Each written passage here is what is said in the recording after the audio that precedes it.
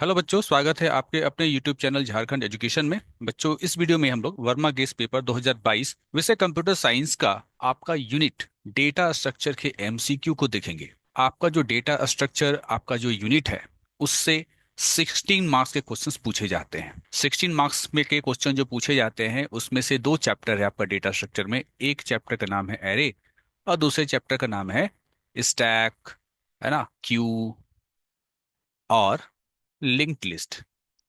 ठीक। तो आप समझ सकते हैं कि एरे से 8 मार्क्स का क्वेश्चन और स्टैक की लिंक लिस्ट से 8 मार्क्स का क्वेश्चन।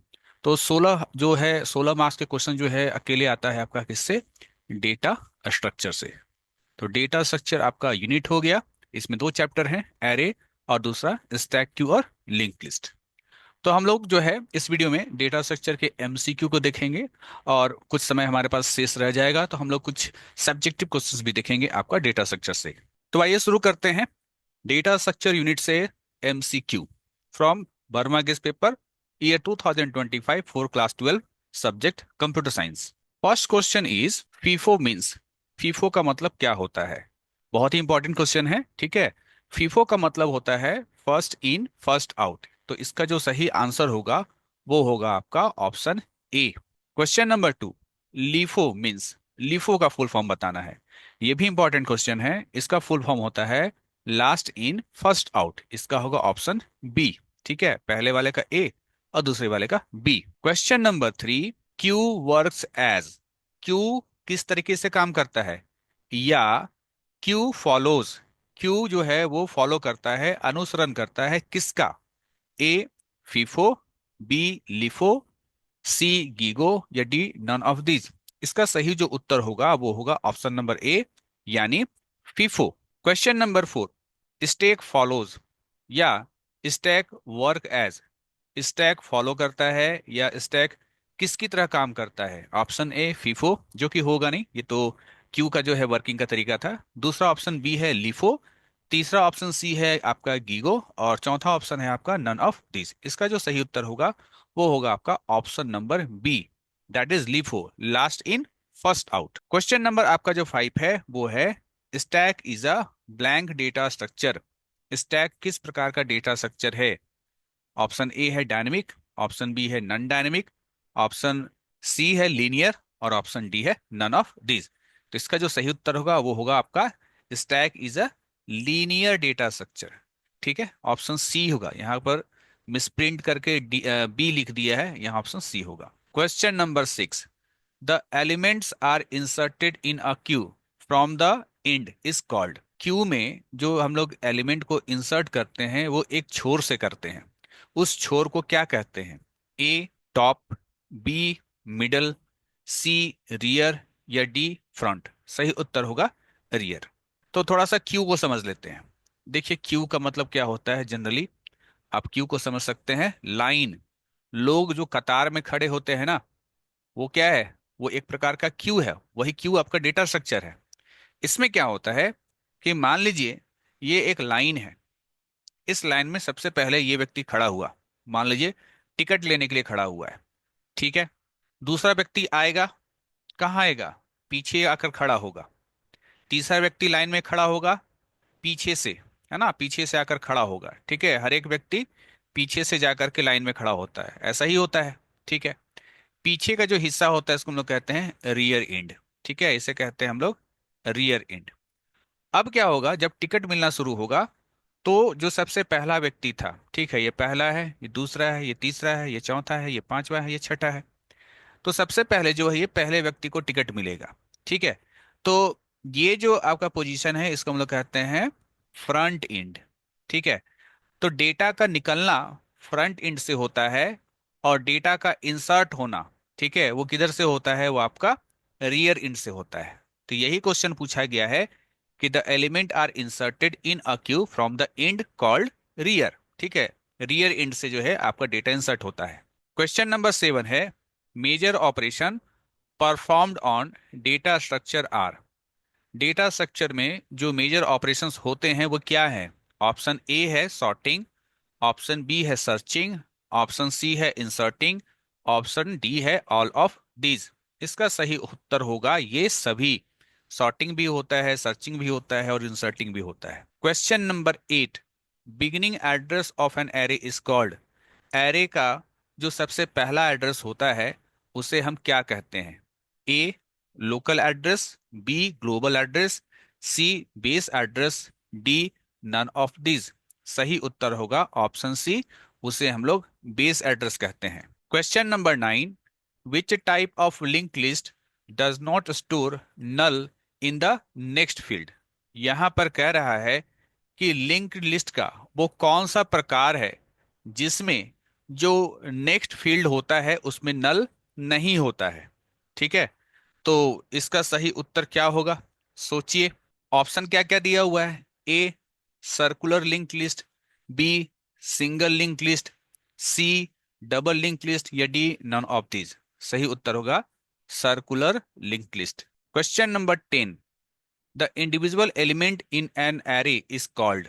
एरे का जो एक इंडिविजुअल एलिमेंट होता है ना, उसे हम क्या कहते हैं? ए इनक्रिप्टेड, बी डिक्रिप्टेड, सी सबस्क्रिप्टेड, या डी आइडेंटिफायर। तो इसका जो सही उत्तर होगा, हम लोग एरे के प्रत्येक एलिमेंट को सबस्क्रिप्टेड कहते हैं, सबस्क्रिप्टेड वेरिएबल कहते हैं। यहाँ सबस्क्रिप्टेड लिखा हुआ है, यही आंसर होगा। Question number 11, deleting from an empty list is known as. अगर कोई लिस्ट है, अगर कोई लिंक लिस्ट है, वो अगर खाली है और खाली लिंक लिस्ट में से कह रहे हैं कि कोई डेटा को डिलीट करो, ये तो संभव नहीं है कि खाली लिंक लिस्ट में से डेटा डिलीट कर किया जा सके। डेटा है ही नहीं और कह रहा है डेटा को डिलीट करो। इसे क्या कहते हैं? A overflow, B underflow, C both A and B, या डी नन ऑफ दिस। इसे कहते हैं हम लोग underflow. Question number 12, finding the location of the element with a given value is. हम लोग किसी एलिमेंट को दिए, है ना, हमने किसी एलिमेंट को दिया और देने के बाद हमने पूछा कि ढूंढ कर बताओ ये जो वैल्यू है किस लोकेशन पर है। ठीक है, तो किसी दिए गए वैल्यू का लोकेशन फाइंड आउट करना, लोकेशन यानी उसका पता लगा पाना, ये क्या कहलाता है? ए ट्रैवर्सल, बी सर्च, सी सॉर्ट, या डी नॉन ऑफ दिस। सही उत्तर होगा, इसे हम लोग सर्च या सर्चिंग कहते हैं। नाउ क्वेश्चन नंबर 13 है, the process of finding the location of the particular element in the array is called. Same question है जो 12 में पूछा गया। ठीक है, यहाँ पर एरे कह रहा है। ठीक है, एरे में कोई डेटा को ढूंढना क्या कहलाएगा? तो इसका जो सही उत्तर होगा वही होगा B number, that is searching कहलाएगा। Question number 14, processing all the element in an array is called. Array के प्रत्येक एलिमेंट के साथ प्रोसेसिंग करना क्या कहलाता है? ए सॉर्टिंग, बी सर्चिंग, सी ट्रैवर्सिंग, या डी इंसर्टिंग। इसका सही उत्तर होगा, इसे हम लोग ट्रैवर्सिंग कहते हैं। Question number 15, arranging elements of an array in specific order is called. Array के, है ना, एरे के एलिमेंट्स को किसी खास ऑर्डर में, किसी खास क्रम में अरेंज करना क्या कहलाता है? ए सॉर्टिंग, बी सर्चिंग, सी इंसर्टिंग, या डी ट्रैवर्सिंग। इसे हम लोग क्या कहते हैं? इसे हम लोग सॉर्टिंग कहते हैं। Question number 16, which of the following data structure is linear data structure. आपको बताना है कि इसमें से लीनियर डेटा स्ट्रक्चर कौन है? A tree, B graph, C arrays, या डी नॉन ऑफ दिस। इसका जो सही उत्तर होगा वो होगा आपका एरे। एरे को हम लोग जो है लीनियर डेटा स्ट्रक्चर कहते हैं, जबकि ट्रीज या ग्राफ को हम लोग नॉन लीनियर कहते हैं। Question number 17, which of the following data structure is non linear type. ठीक है, क्वेश्चन पूछ दिया है, आपको बताना है इसमें से नॉन लीनियर डेटा स्ट्रक्चर कौन है? A tree, B stack, C queue, या डी नन ऑफ दिस। सही उत्तर होगा ट्री।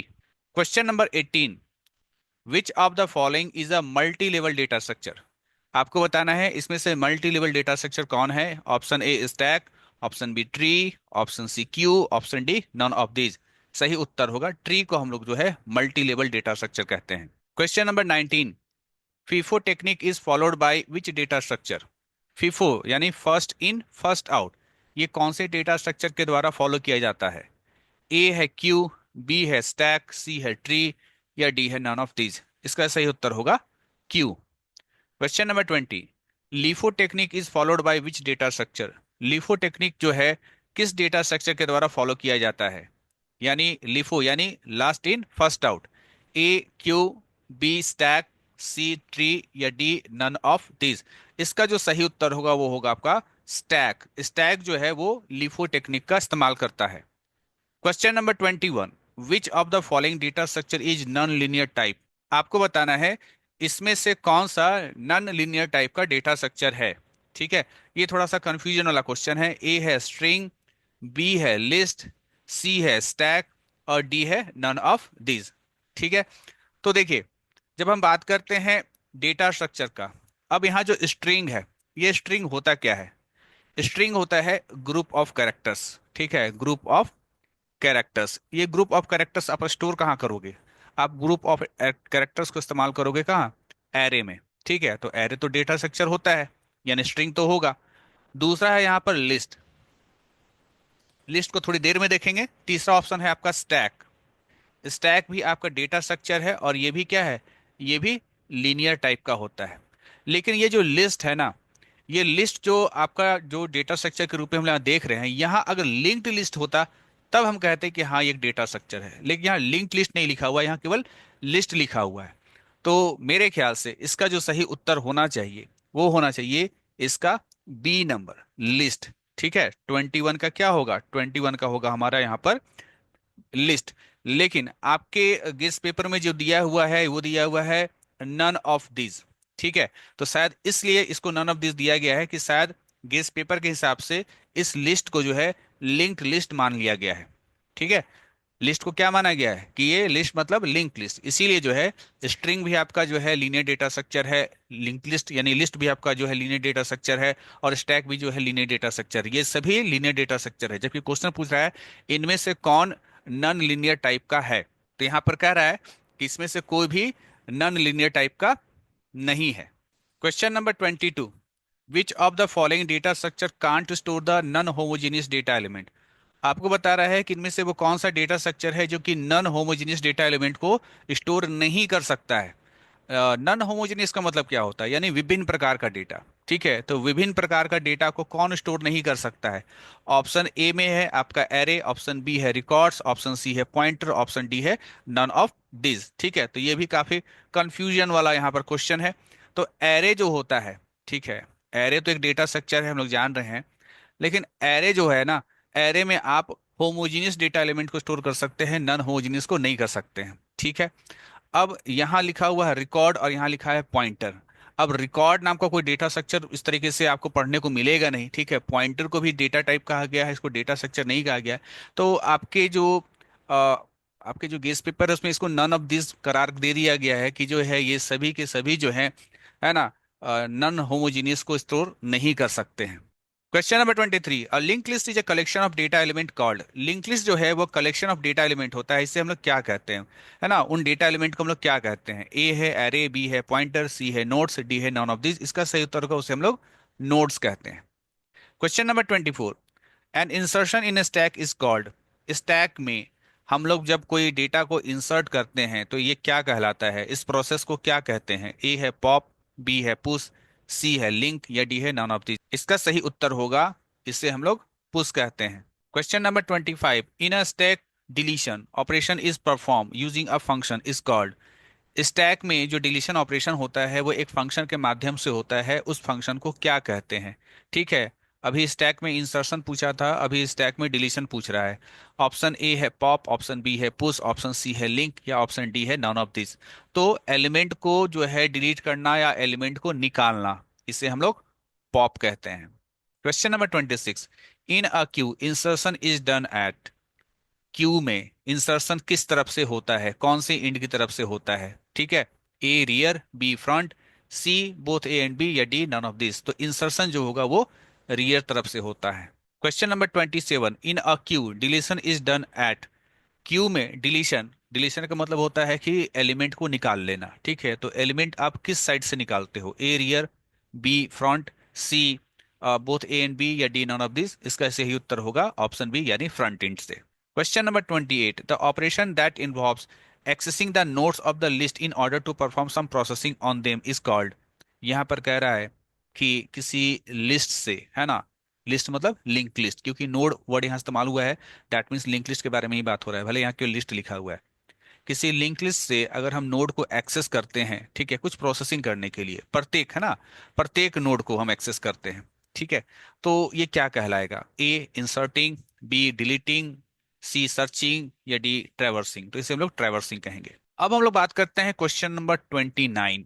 देखिए क्वेश्चन नंबर 29, 30 और 31, ये आपके लिए इंपॉर्टेंट क्वेश्चन बिल्कुल भी नहीं है, क्योंकि ये कॉम्प्लेक्सिटी वाला सवाल जो है पिछले 10 साल में केवल एक बार आया है, उसके बाद ये क्वेश्चंस आना बंद हो गया, और आपके सिलेबस से बाहर का भी चीज है, ठीक है। तो इसको जो है आप छोड़ सकते हैं, इसको देखने की आवश्यकता नहीं है। लेकिन अगर किन्हीं स्टूडेंट को लगता है कि नहीं मुझे नहीं छोड़ना है, तो इसमें जो ऑप्शंस दिया गया है वो ऑप्शंस मैं बता देता हूं, आपको रटना ही पड़ जाएगा, क्योंकि कॉम्प्लेक्सिटी का मतलब क्या होता है, वो एक लंबा टॉपिक है, ठीक है, आपके सिलेबस से बाहर का चीज है। तो जो आपका जो 29 होगा, तो 29 का जो सही उत्तर होगा वो होगा आपका यहाँ पर सी, है ना। बबल सॉर्ट का जो है ये कॉम्प्लेक्सिटी होता है। क्वेश्चन नंबर जो आपका 30 है, 30 का होगा यहाँ पर डी, ओ, है ना, N log N. Question number 31, इसका जो होगा वो होगा ए, ओ एन। ठीक है, क्वेश्चन पढ़ देते हैं। बबल सॉर्ट का जो कॉम्प्लेक्सिटी होगा ये सी होगा। फिर मर्ज सॉर्ट का जो कॉम्प्लेक्सिटी होगा वो डी होगा। और जो लीनियर सर्च एल्गोरिदम होता है उसका कॉम्प्लेक्सिटी क्या होगा? ऑप्शन नंबर ए होगा। इसी प्रकार से question number 32, complexity of binary search algorithm. Binary search algorithm का कॉम्प्लेक्सिटी क्या होगा? इसका जो उत्तर होगा वो होगा बी नंबर, ओ लॉग एन। तो क्वेश्चन नंबर जो अभी मैंने बताया ऊपर का और ये है ना 32, ये आपके लिए उतना इंपॉर्टेंट नहीं है, आप इसको नहीं देख सकते हैं। अगर आप इसको छोड़ना चाहे तो छोड़ सकते हैं।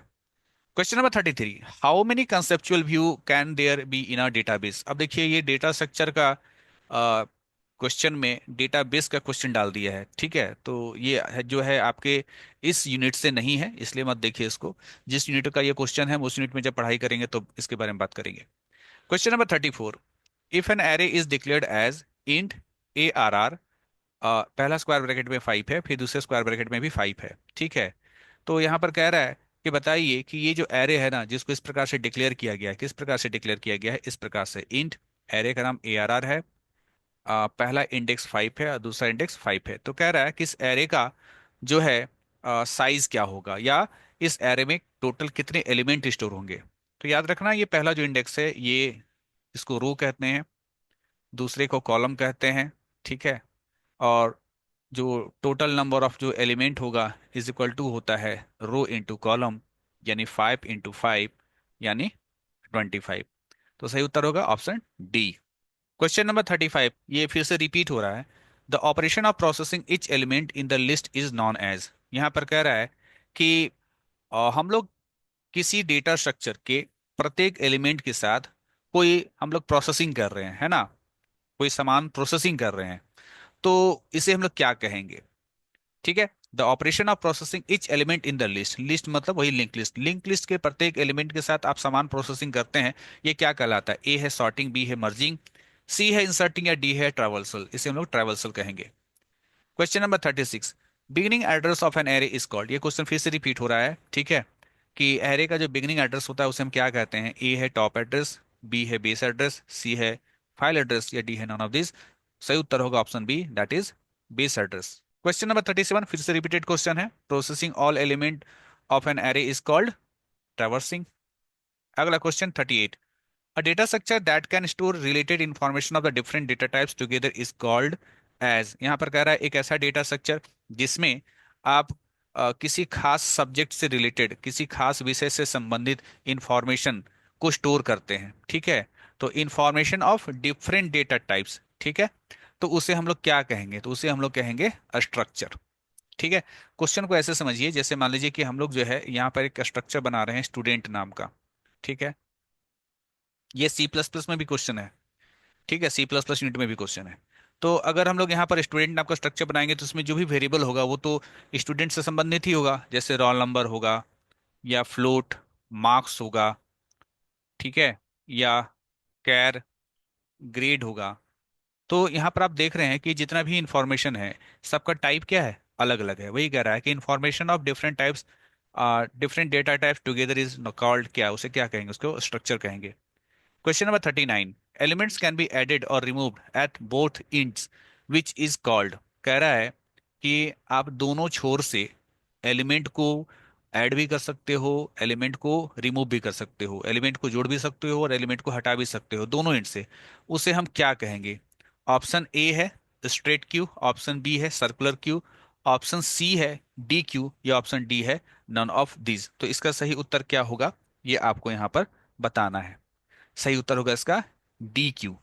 ठीक है, डबल इंडेड क्यू बोलते हैं। Question number 40, which of the following sorting algorithm is divide and conquer type. आपको बता रहा है कि आपको कि इनमें से वो कौन सा सॉर्टिंग एल्गोरिदम है जिसको हम लोग डिवाइड एंड कनकर टाइप कहते हैं। ऑप्शन ए है बबल सॉर्ट, ठीक है, ऑप्शन बी है इंसर्शन सॉर्ट, ऑप्शन सी है क्विक सॉर्ट, या ऑप्शन डी है ऑल ऑफ दिस। ठीक है, तो 40 का क्या होगा, तो इसका सही उत्तर होगा, इसे हम लोग डिवाइड और कनकर टाइप का जो आपका सॉर्टिंग एल्गोरिदम है वो है आपका quick sort. Question number 41, which data structure allows deleting data element from front and inserting at rear. वो कौन सा डेटा स्ट्रक्चर है जिसमें आप डिलीशन जो करेंगे वो फ्रंट से करेंगे और इंसर्शन आप रियर से करेंगे? तो बड़ा आसान सा इसका जो है उत्तर है वो होगा आपका क्यू। क्यू में ही तो होता था कि जो आपका इंसर्शन होता था वो रियर से होता था, और डेटा का जो डिलीशन होता था, डेटा को हम हटाते किधर से थे?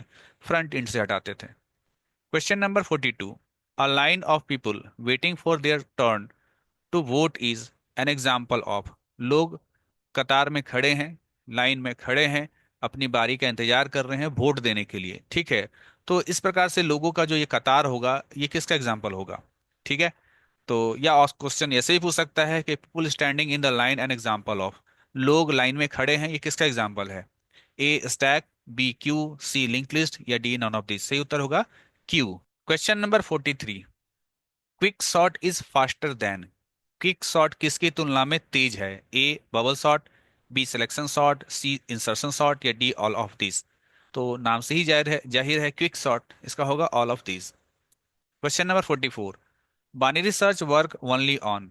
बाइनरी सर्च किस पर काम करता है? A unsorted array, B sorted array, C int array, या डी नन ऑफ दिस। सही उत्तर होगा सॉर्टेड एरे पे काम करता है आपका बाइनरी सर्च एल्गोरिदम।